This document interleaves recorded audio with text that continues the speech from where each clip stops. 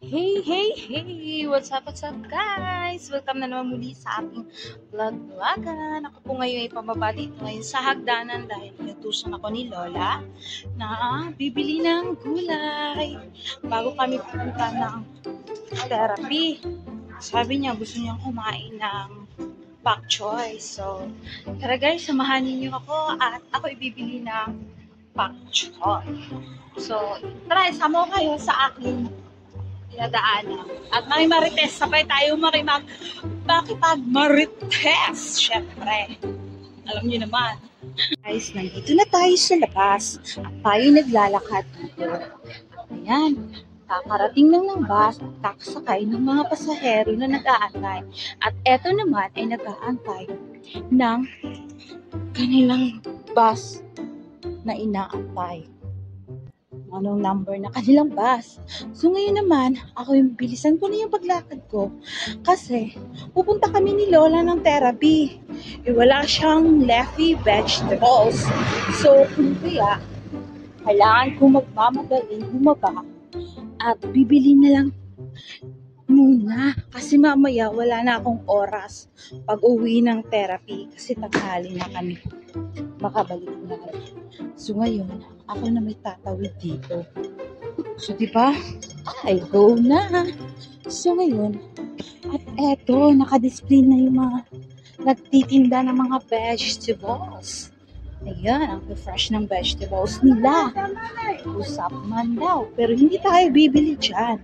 Kasi, mas mahal dyan. Doon tayo bibili sa may baba. Kasi, mas mura. Diba? Tapos ngayon, eto na, tayo naglalakad dito sa Center Street. Ayan si Manoy. Bit-bit yung gulay. So, guys, samahan niyo ako. Makisiksik na naman tayo dito sa bintahan ng gulay. Pero for sure, hindi masyadong maraming tao ngayon. Kasi, maaga pa. Ayan si Bayan, no? Pero guys, tayo bibili ng pak choy. Sana may pak choy sila. Minsan, wala kasi silang pak choy. So, sana, meron. So, ayan, malapit na ako. Yun na tayo bibili. So, titignan ko. So, wait lang. Ayun, may pak choy. So, magkano na? So, $10 yat kan. So, $10 yat kan. So, ayun, dito guys. Wait lang, kukuha muna tayo ng $10. $10 yat kan. So, ang gagawin ko, bago ko bibili dyan, kukuha muna ako ng pera ko. Yan.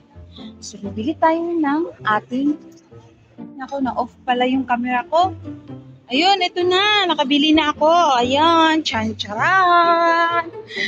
So, balik na kaagad tayo. Kasi kailangan ko pang magbalik sa trabaho. Kasi mamaya, ihahatid na si Lola sa therapy. Tapos mag-aantay kami ng mag-aantay ako. Bakit kami? Mag-aantay ako ng 1.5 oras. Siyempre, it's good time! Siyempre, masaya ang Inday kapag pupunta kami sa therapy. Siyempre, di ba? Mag-aantay ako kay Lola. And I can use my phone while waiting for her. Charot. So, tapos ngayon, ito babalik na kagad. So, sumali niyo ako. Tayo babalik. At ang galaw-galaw ng camera ko. Ang galaw ng camera ko, guys. Yung kamay ko. At eto sila ante, yung nagbibenta ng mga gulay at prutas. Yan, kilo-kilo nila yung mangga. Yan, fresh fruits. So, yan, marites itong mga kababayan natin, no? O, pwede makimarites.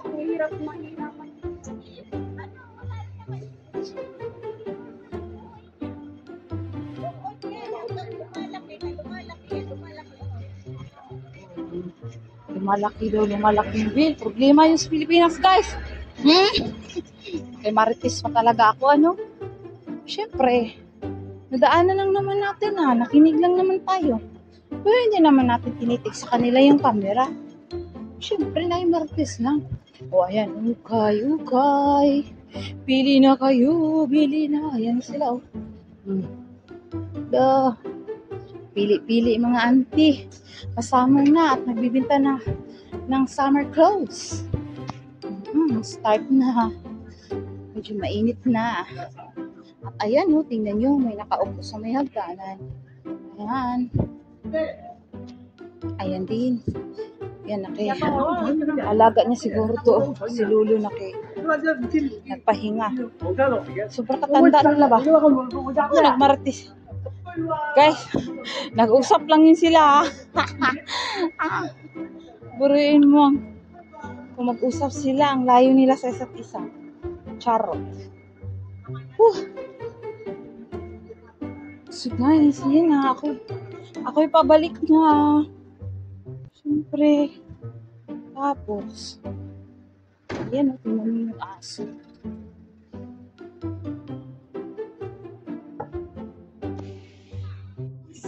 Alright guys, nandito na ako sa lugar na sa bahay namin. At ako'y paakyat na. Wala ako dadaan sa back door. Kung bukas. So, yun guys. Na ako sa building namin. So, that's it for today's video. Thank you so much for watching. Akyat na tayo. Bye!